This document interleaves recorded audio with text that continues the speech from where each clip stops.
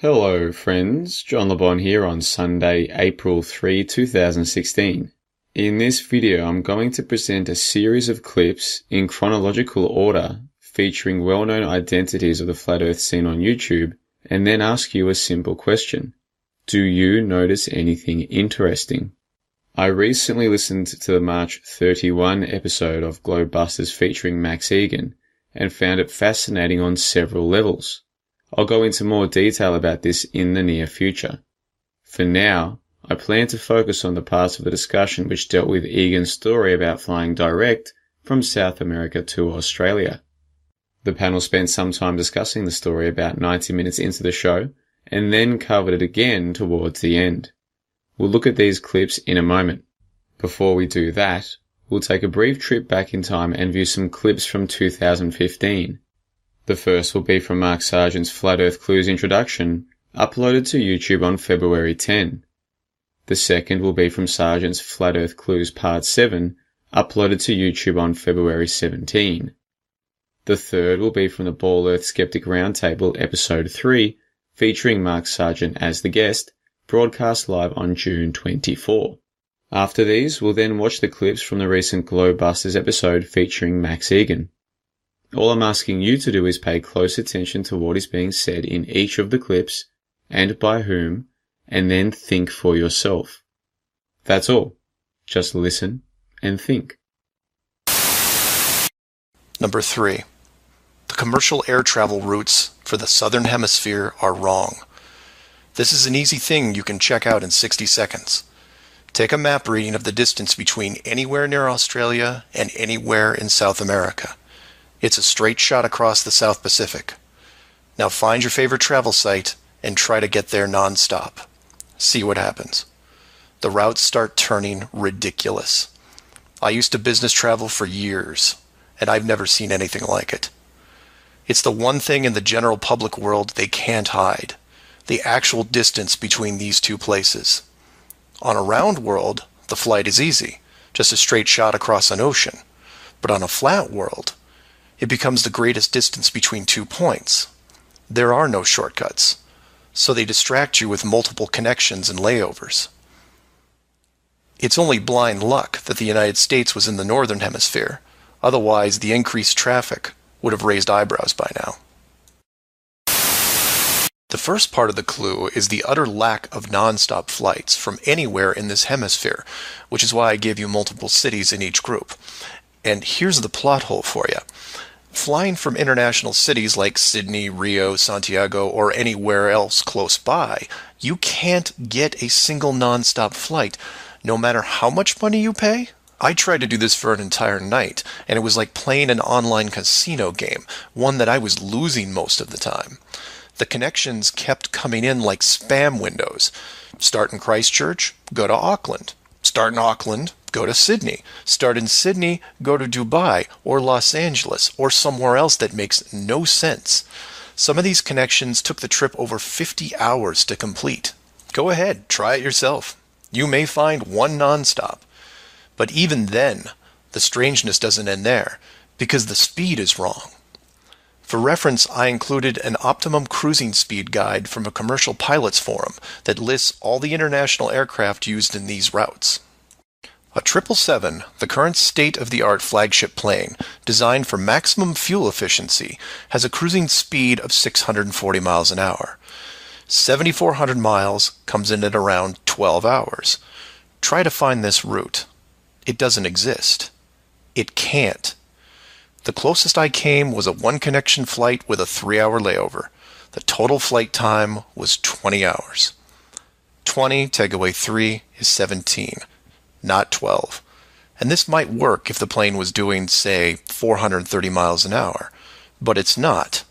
In fact, the slowest cruising speed I found was an older Airbus just around 593. But this is all just numbers, right? It is until you pull up the flat Earth map and look at the farthest 2 points, which just coincidentally are anywhere in Australia and most of South America. Or my example of Lower Africa, which you can see isn't west at all. It's a shell game, and a very good one at that. keep people guessing with multiple connections and layovers, jumping from city to city. People just sit in their seats trying to sleep through it. If it's cool with you, we'll have you stick around for us on the panel. We've got another hour left with Mark Sargent, who is the guest for tonight. And what we'll do is I'll throw a question to Mark challenging his skepticism of the ball, and then we'll go around the panel. Basically, Mark, you're saying that your 3 reasons for trying to argue for the spinning ball not working, the fly pass, the GPS, and Antarctica, just focusing on the fly pass there. Yep. If you or if someone that you trusted could take a direct flight from Sydney to Santiago, Chile, and the flight time fit in with the ball model but not in with the flat Earth model, which suggests that Santiago and Sydney are much further apart, if the flight time fit in based on the plane and the maximum speed of the plane fit in only with the ball and not the flat Earth model, would you have to revisit the flat Earth model, or would you have a way of getting around that? No, I wouldn't. I wouldn't. There's nothing at this point that's going to make me really refute the flat Earth model, and here's why. Which is, again, why I did Clue 9, which is because I get this question just about every week, and that is, look, you may be able to book the flight. And I know some people said, well, they're phantom flights, and you may not be able to do it. And I know that there's one of my videos, or one of the people that I subscribe to, he did a thing called Airline Routes Exposed, where even the nonstop flights, some of those take these weird little stops, these fuel stops. And technically, if you do a fuel stop and nobody gets on or gets off, it still counts as a nonstop. But I don't even pay attention to that. For me, it still comes down to the routes. And that is, fine, you may be able to get from point A to point B. You may be able to get on a plane in Santiago, Chile, and land in Auckland, New Zealand, or Sydney, Australia. But you cannot prove the route. That's my big hang-up, and that is because once you get over the water, deliberately, the plane immediately goes into estimated mode or approximated mode. It drops off the screen, and at that point, you have no idea. The plane could be going through a freaking wormhole, and you'd never know it because there's no way to prove it. There's no system in place. Even though it's supposed to be tracking it, it doesn't. So again, people have said, well, we should, get a fund. I think there's some fund me pages where, I don't know if you guys are one of the ones that are doing it. It's like, look, that you'll get on a plane, from Santiago to Auckland. It's like, no, don't waste your money, because you still, even if you're on that plane, you're not going to be able to prove how it goes there. Yeah, you may be able to take some snapshots out the window, but you're not going to know where you are. An ocean's an ocean. And, sure, but can't we do some basic mathematics? We can look at the maximum speed of the plane. We can look at the flight times. Then we can just do some basic elementary mathematics. If you've flown from Sydney to Santiago, Chile, just to take one example, and you've done it in 11 hours or whatever the time is, if you can just time the amount of time, yes, you don't know exactly what route you've taken, but if it's a 10 or 11 hours, whatever the case may be, then we can do some basic maths, and it simply wouldn't work on the flat Earth map. I mean, unless you're going to try and say that maybe the plane is traveling well above its maximum speed or something. No, not at all. What I'm saying is that on a flat Earth map, the route that you would normally take, or over that ocean, the South Pacific Ocean, which you're supposed to be taking, that part of the map becomes stretched and much, much longer. Basically, the map is so wrong that the only way you can make that flight is you have to take a shortcut, a huge shortcut across oceans that you're not supposed to, bodies of water you're not supposed to go through, and land that you're not supposed to go through. And that accounts for the time that you're talking about. But you see what I mean? If we're on a ball, then I should be able to go sort of underneath the ball to get from Sydney to Santiago. If we're on a flat Earth map, I have to go right around it, and even if it's a straight line on the flat Earth model, these southern hemisphere, just call it hemisphere. These southern hemisphere flights, the distance is simply much greater than it would be on a ball. So if we make it in the time that fits the ball, then it doesn't fit the flat Earth map, does it? Unless we're going much faster. Unless you're going much faster, or unless the distances are wrong. The problem is that even the AE map, we don't know, because remember, I treat the AE map, and I think Jeranism does too, as a literal thing, but we don't know the actual perspective as far as the distances between segments on the AE map, because we're treating it as literal, but nobody knows exactly what it looks like, which is, by the way, to digress real quick, on Jeranism's laser test that he's going to do, he's doing it from a purely tabletop flat model, where and that follows the Eric Dubé model as well, whereas I follow the flat and stationary Earth model from 1830 by Orlando Ferguson. So even then, what I'm trying to get is we don't know the exact distances on a flat model because it's never been shown. We don't have a truly accurate map because we don't know the curvature. We don't know if there's any curves at all. So for me, yeah, there is some speculation there, but no, I'm still, there's no way I'm backing off the flat map when it comes to. Like I'll tell you, the targeted attacks that I've had, the pages of, like I say, people that open of all these places you shouldn't visit and all these websites you shouldn't visit and all these people who are shills and all this sort of stuff. This is completely counterproductive. This is designed to create division. And, I can't see. I mean, I'm sure you guys believe in this being a great way out and all this sort of stuff, but I really can't see it. I think that no matter what argument you put forth, you're going to get put forth with a counter argument. It's just the way it's going to be. That's just what I see. And I've seen that. And I just think that's the way it's going to be. I mean, even with the flight that I did across the Southern Ocean, I actually offered to someone to do the flight back with me, on the flight that I did from Santiago back to Sydney, but no one contacted me to do it. But and I put it out there. None of us said that the flight was fake. I mean, yeah, somebody came out and said that, and you proved them wrong, and that was great. And I thank you for doing that flight, because it does make us have to reevaluate things and say, okay, well, the current map that everyone was kind of going along with, the Gleason's map, needs to be looked at differently now, because we know that flight exists and it happens in 11 and a half hours. So we've had to rework that, and that's great and fantastic. I'm just saying. I'd like to actually share something else with you regarding that flight, which I found unusual, which I'm sure you will get something of interest from. And I don't know what it means, but this is what happened. Someone said to me, make sure you take your compass next time. So I did. I took a compass with me. I have a very good compass. I could turn my camera on and show it to you if you want. I could actually show you the video of this little particular section of the flight if you want it. And I was about maybe more, 5, 6, 7 hours, 8, I don't know, a fair bit in the flight. I've been asleep for about 5 hours, and I woke up and I'm quite groggy. It was daylight all the way back, flying all the way back from South America. It was daylight.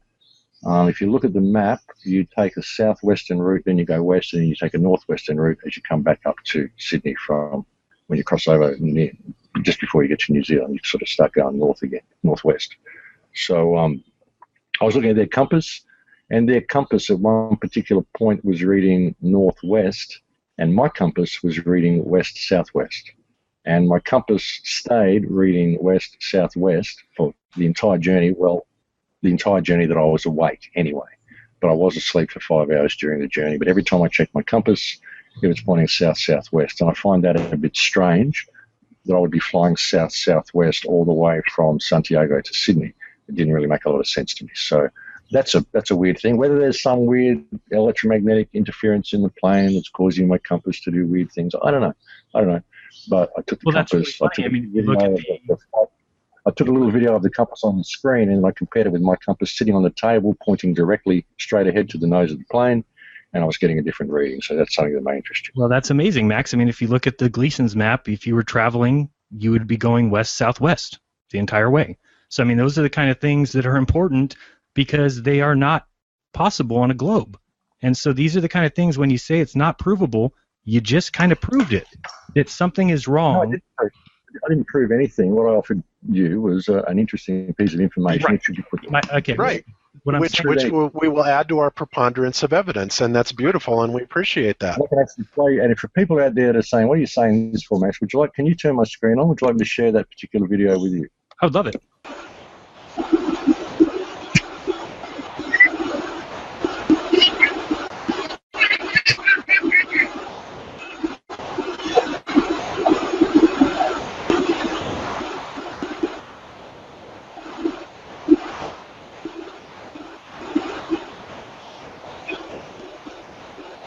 Yeah, I'm actually looking at that on the Gleason's map, and that would tend to agree with the flat Earth map, Max's compass readings, wouldn't it, Jaron? Yeah, I mean, it definitely would be a southwest from Santiago to Auckland, or that would be southwest pretty much the whole time. Interesting. And that's what I keep going back to, is that a whole idea of a great circle. They say you have to travel in that kind of a arc path, which is just not true. You could draw a straight line between Auckland and New Zealand and travel the straight line. So there you go. Well, thank you for that, Max. Thank you for that. Not a problem. How do I screen sharing? I'll stop. Okay. you're off. That's So, interesting. So you see, I'm open to things, you know. But that's interesting. Yeah. I found that interesting discrepancy. What caused it? I don't know. Is there a problem with my compass? I don't know. I spin it around. It looked all right. I don't know. I checked it with another compass when I got home. It looked good. I checked it with a digital compass. It looked good. I don't know. That's what it gave me. So that's something interesting. it is. It's very interesting because, you know, when you look at it on the Gleason's map, it would tend to agree with the flat Earth model. Now, are we going to say that's conclusive? Nope, but it's an interesting tidbit for sure. Very interesting to see that. The flight from Sydney to Santiago is 11.5 hours. The flight back is around about 14.5 because you're accounting for headwinds. But, I mean, an important thing there, I mean, he took the flight, and if you're going, grab a globe, and if you draw a line that's going southwest from Santiago to Australia, that is a straight line. It is not a great circle. It is an absolute point-to-point, which is what they say you can't do on a globe. They say, nope, the shortest distance between 2 points is a great circle, which the great circle takes you all the way down by Antarctica, and then you have to come back up to Australia. That's the great circle line. Well, he just showed proof right there that it's a straight line between the two locations. Breaking. Well, and did Max beyond even inadvertently prove flat Earth? Proof flat Earth, exactly. and you know, Jaron, remember that video that I sent you the other day that A Plain Truth did, you know, and how Admiral Byrd's own people were saying that there was these incredibly anomalous air currents, you know, down near Antarctica. Yep.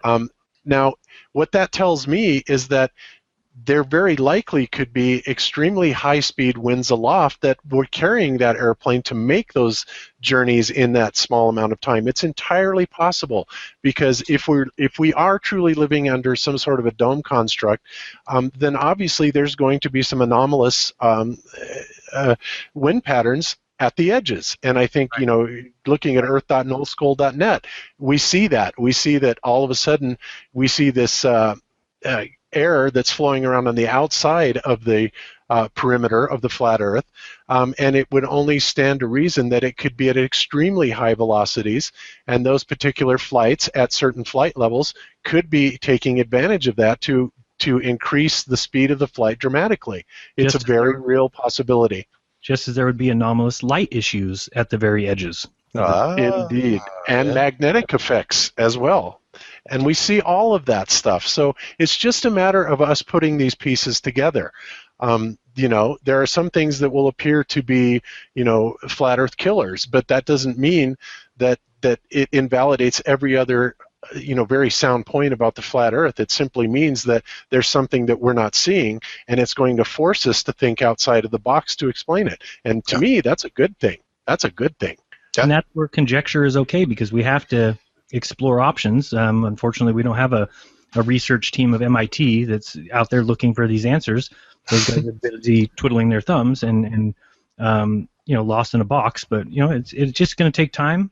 And if Max isn't on board, well, that's up to Max. Hey, Jaron, don't you think it's kind of odd that Max came on this show to slam flat Earth, but out of nowhere, all of a sudden, he throws us this, hey, the plane traveled in this direction, a really good proof that the Earth is flat. Yeah, it was really weird. Anybody smell psyop here? Huh? No, that was either really lucky or really clever, because he didn't even.